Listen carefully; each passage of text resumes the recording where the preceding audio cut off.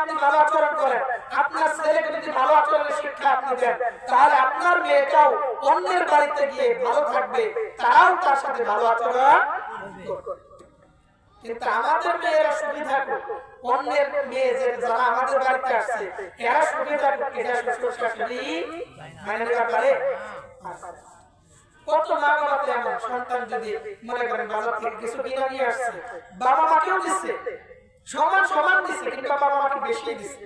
এরপর কিছু বাবা মা চিন্তা হলো না জানি বউরে কি পরিমাণ দিচ্ছে নাকি কি পরিমাণ মানে দিচ্ছে, এটা আফসোস।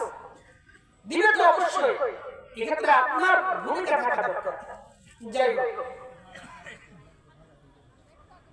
এই শাশুড়ি আর বউয়ের ভিতরে ঝগড়া হয়, প্রথম প্রথম ছেলেটা বিবিকে ধমক দেয়, নাকি কখনো কোনো রিসিভ করে। ছেলেটা একদিন কাজে চলে গেল, হঠাৎ বিকেল বেলা যখন ফিরে আসলো এসে দেখে বিবি আর বাড়িতে নাই। মাকে ডাক দিয়া বলে মা আমার বিবি কোথায়?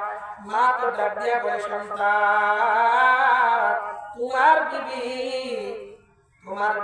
আজকে আমার সাথে ঝগড়া করে তার বাপের বাড়ি চলে গেছে, তোমার শ্বশুর বাড়ি চলে গেছে।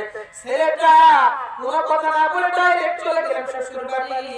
শ্বশুর বাড়িতে যাওয়ার পরে বিবিকে ডাক দিয়া বলে বিবি আমার সংসারে তো ঝগড়া বিবাদ হইতেই পারে, তাই বলে তুমি তোমার বাপের বাড়ি চলে আসবা, চলো আমার সাথে চলে যাই, মাকে বুঝাইয়া বলবো, তোমাকে আমি বুঝাইয়া দিব, আর কখনো ঝগড়া হবে না।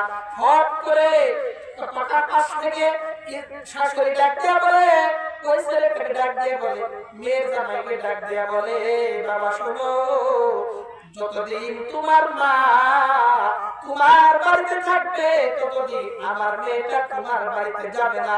আর যদি আমার মেয়েকে নিতেই হয় তাহলে তোমার মাকে ওই বাড়ি থেকে বের করতে হবে। এমন দাজ্জাল শাশুড়ি আসে না নাই? আছে। অধিকাংশ মেয়েদের সংসার ভাঙে এরকম দাজ্জাল শাশুড়ির কারণে, দাজ্জাল শাশুড়ির কারণে। তার দাবি হইলে আমার তোমার মা থাকলে